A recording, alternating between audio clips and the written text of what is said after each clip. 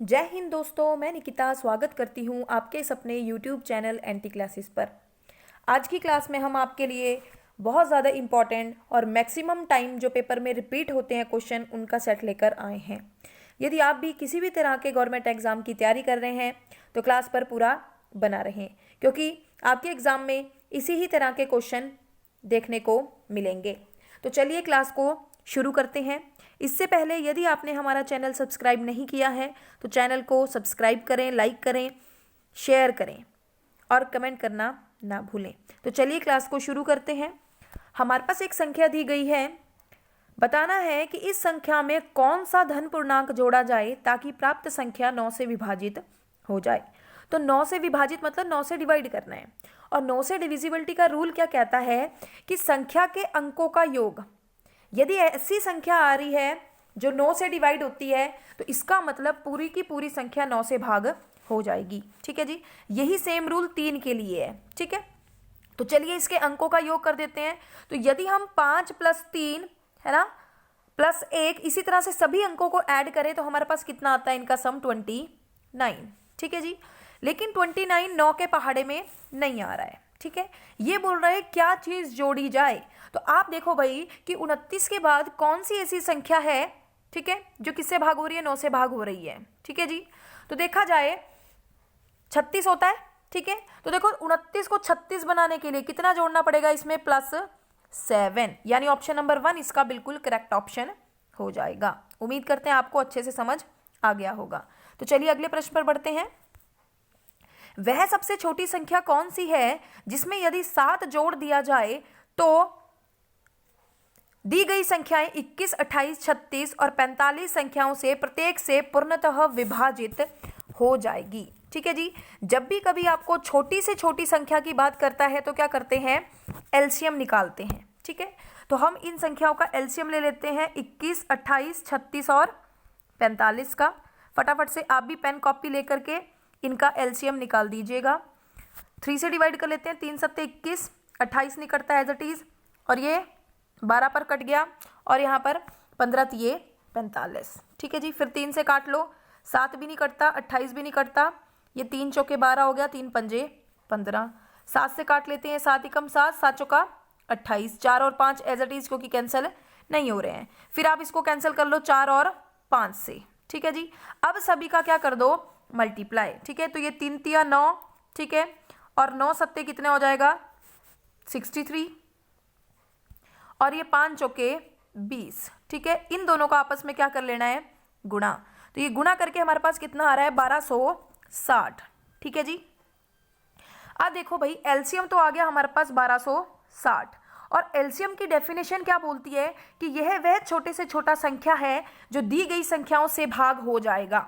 ठीक है, लेकिन ये क्या बोलता है, 7 जोड़ दिया जाए, ऐसी संख्या कैलकुलेट करनी है हमें जिसमें 7 जोड़ने पर वो इन सभी से डिवाइड हो जाए। ठीक है, तो जब क्वेश्चन ने जोड़ दिया बोला है तो हमें क्या कर लेना है, वो 7 यहां से घटा लेना है। ठीक है जी, तो घटाने पर कितना आ जाएगा हमारे पास, ऑप्शन नंबर डी 1253 इसका सही जवाब हो जाएगा। ठीक है जी, तो चलो बढ़ते हैं अगले प्रश्न पर। यदि ऐसे बोल देता कि शेष 2 बचे है ना, तो हमें क्या कर देना, उस शेष को इसमें जमा कर देना है। ठीक है जी, तो चलिए अगले प्रश्न पर।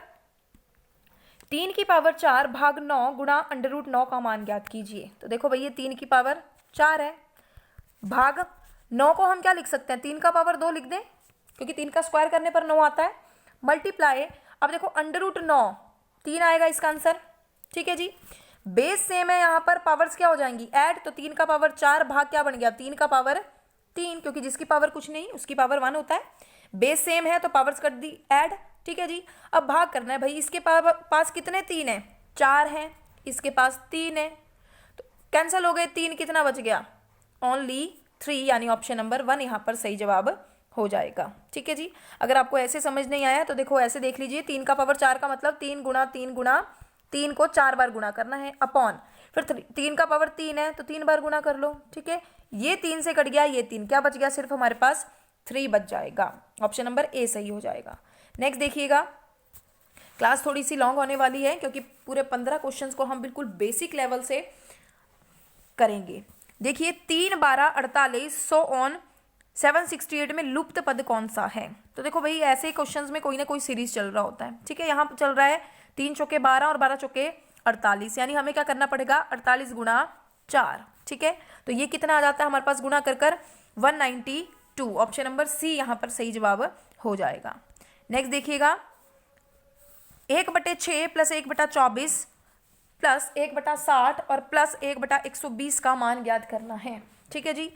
तो आप देखो भाई हम क्या करते हैं, इनमें से 1/6 कॉमन ले लेते हैं, कैलकुलेशन थोड़ी शॉर्ट हो जाएगी। तो देखो 1/6 हमने बाहर ले लिया, यहाँ बचा 1 प्लस ये 1 अपॉन में 24 में से 6 बाहर आ गया तो 4 बचा, प्लस फिर 1/10 बचा और 1/20 बचा, ठीक है जी। कहने का मतलब इनके जो ये हर हैं उनको 6 से भाग कर दिया, ठीक है। अब 1/6 और यहाँ पर ले लो एलसीएम, कितना आ जाएगा 20, ठीक है। जिसके बटे में कुछ नहीं उसके बटे में 1 होता है, ठीक है। तो जब हम 20 को 1 से गुणा करेंगे 20 ही आएगा, प्लस यहाँ पर क्या करते हैं इस 4 को 20 से भाग, ठीक है जी। 5 पर गया, 5 की गुणा अंश से 5 ही आएगा, प्लस फिर 20 को किससे देना है भाग 10 से, तो 10 दूनी 20 और उसके अंश से गुणा किया तो 2 आया, प्लस यहाँ आ जाएगा 1, ठीक है जी। सबको जमा कर दे, कितना बन गया ये हमारे पास 1/6 और गुणा हो रही है ना इनके बीच में, क्या बचा 28/20, ठीक है जी। जो चीज़ कट रहा है उसको कैंसिल कर देंगे, ये 7 चौके 28 और 4 पंजे 20, ठीक है जी। तो ऊपर बच रहा है 7 और नीचे कितना बच रहा है 5 गुणा 6 यानी 30। तो 60/30 कहीं ऑप्शन दिखाई दे रहा है, हाँ जी ऑप्शन नंबर 1 इसका बिल्कुल सही जवाब हो जाएगा, ठीक है जी। नेक्स्ट चलते हैं अगले प्रश्न पर। यदि कोई लड़का 8 किलोमीटर प्रति घंटे की गति से दौड़ता है तो वह 25 मीटर भुजा वाले एक वर्ग क्षेत्र के चारों ओर दौड़ने में कितना समय लगाएगा? तो आप देखो भाई वर्ग यानी जिसकी चारों भुजा समान। आप देखो भाई कुल दूरी कितनी होगी, 25 मीटर यहाँ से यहाँ तक चला, फिर 25 मीटर यहाँ, 25 यहाँ और 25 यहाँ, यानी टोटल दूरी कितनी होगी 25 चौके 100 हो गई, ठीक है। या फिर हम लिख सकते हैं 4 गुणा 25 मीटर, ये तो हो गया भाई डिस्टेंस, ठीक है। यहाँ पर स्पीड कितनी दी है उसकी 8 किलोमीटर पर आवर, ठीक है जी। अब आप देखो भाई जब दूरी मीटर में है तो स्पीड किस में होनी चाहिए मीटर पर सेकंड में होनी चाहिए, और आप देखो ऑप्शन भी सारे किस में आ रहे हैं सेकंड में। तो हमें सबसे पहले क्या करना होगा इस चाल को बदलना होगा किसमें मीटर पर सेकंड में, ठीक है जी। तो चाल को मीटर पर सेकंड में जाना है तो किससे गुणा करते हैं 5/18 से, ठीक है जी। तो ये बन गया 40/18 मीटर पर सेकंड क्या आ गई इसकी स्पीड आ गई अब, ठीक है जी। यानी अब हम इस स्पीड को यूज करेंगे, ठीक है। तो चलो अब बनाते हैं, हमें निकालना है समय। हमारे पास क्या होता है चाल बराबर है दूरी बटा समय, यही होता है speed is equal to distance upon time. Time निकालना है तो फॉर्मूला क्या बन जाएगा डिस्टेंस अपॉन स्पीड, ठीक है जी। डिस्टेंस कितना था 4 गुणा 25 था, अपॉन स्पीड कितनी थी हमारे पास 40/18 था, है ना। ये 18 थर्ड फ्रैक्शन कहाँ चली जाएगी ऊपर, ठीक है जी। तो यहां से इसको कैंसिल कर लेते हैं, है ना। अब जो जो चीजें बची हैं उनको काट लीजिए, ठीक है। ये हो गया 4 दाहे 40, ठीक है जी। 5 पंजे 25 और 5 दूनी 10 कैंसिल हो गया और 2 में 18। वी आर लेफ्ट विद 5 × 9, तो 9 पंजे कितना हो गया 45 सेकेंड इसका आंसर आ जाएगा, ठीक है जी।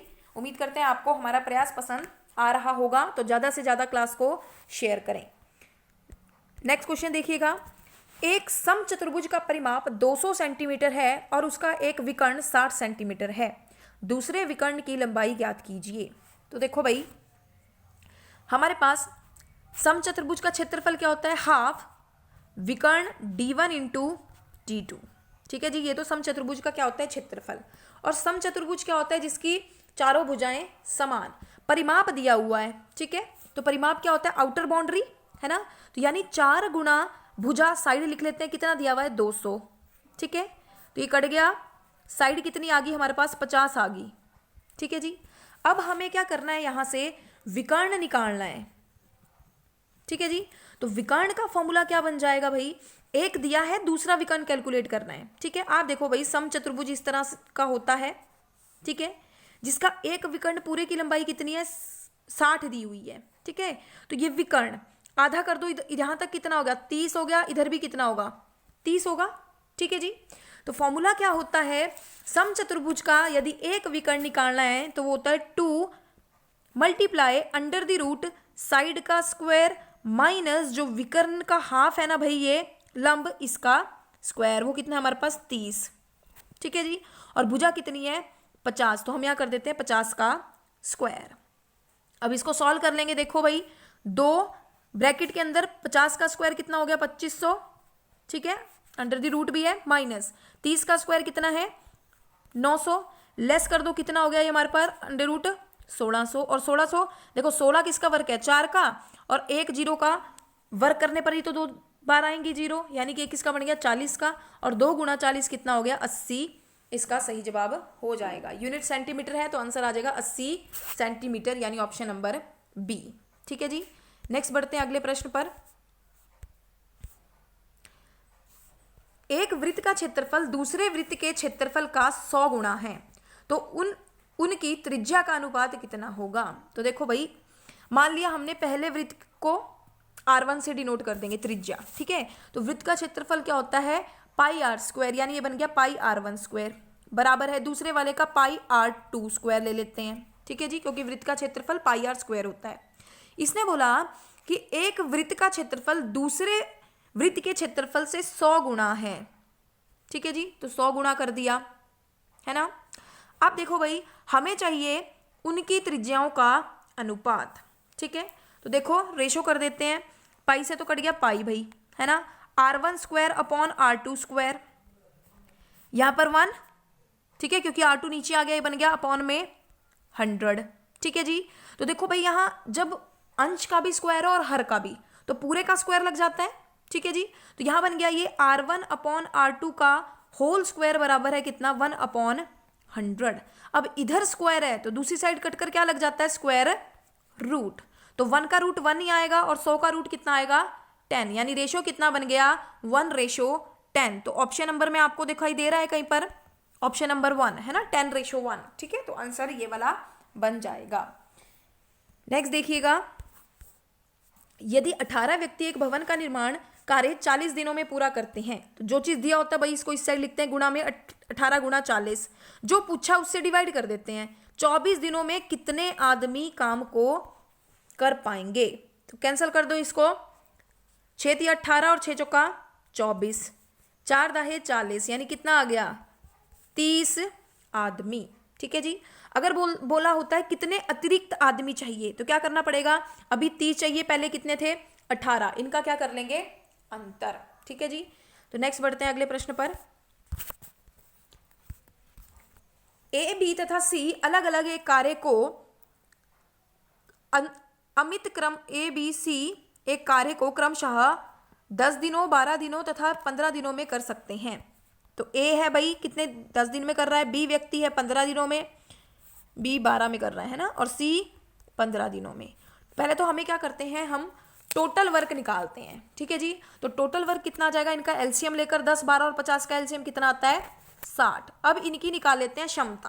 क्षमता बराबर है टोटल वर्क अपॉन टाइम, कितना हो गया 60 भाग 10 6 आ जाएगा, तो 12 पंजे 60 और 15 चौके 60। ठीक है जी। अब बोला है तीनों मिलकर उस कार्य को कितने दिनों में कर लेंगे, तो तीनों मिलकर यानी इन सभी की क्षमता को क्या करना पड़ेगा जमा। ठीक है जी। तो क्षमता जमा कर कितना आता है 15।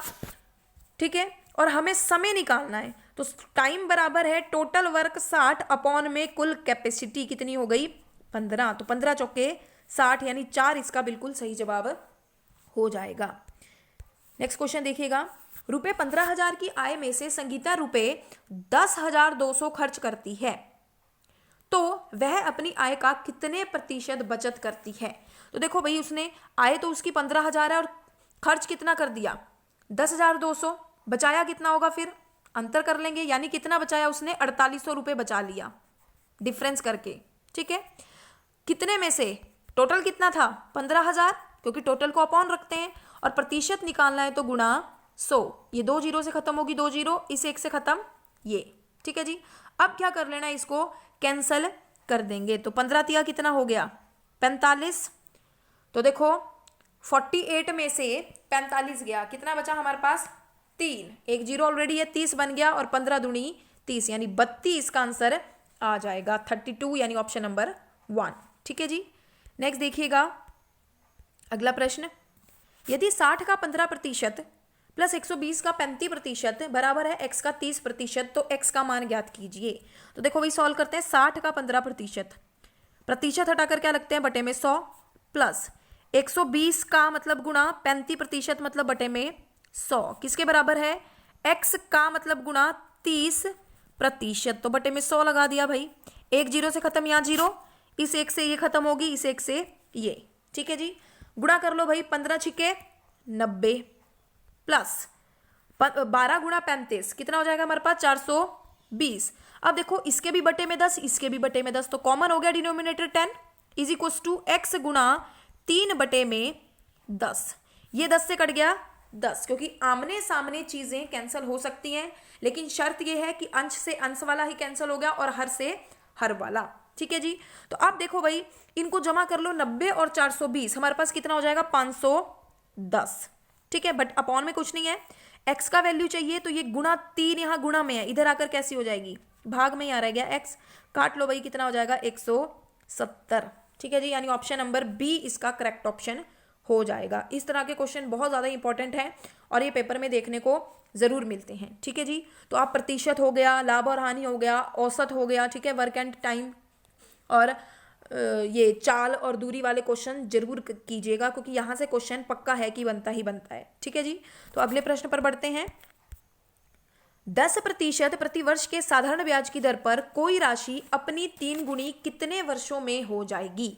तो इसके लिए हमने आपको ट्रिक भी बताई है और फॉर्मूला भी बताया है। ठीक है, क्या करते हैं भाई, गुणा -1, कितने गुणा बोला, 3 गुणा, तो 3 - 1 कर लो, गुणा 100 और बटे में क्या लगाना है, दर, जब समय निकालते हैं। ठीक है जी, और जब हमें दर पूछ रहा हो तो अपॉन में क्या आएगा, यहाँ पर समय रखा जाएगा। ठीक है जी, तो 3 में से ये काट लेते हैं, 10 बचा।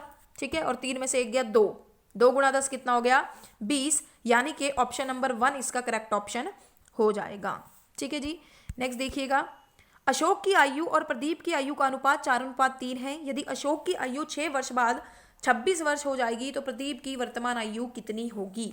तो आप देखिए भाई, 2 लोग हैं, ठीक है, अशोक और प्रदीप, आयु का अनुपात कितना है, 4:3 है।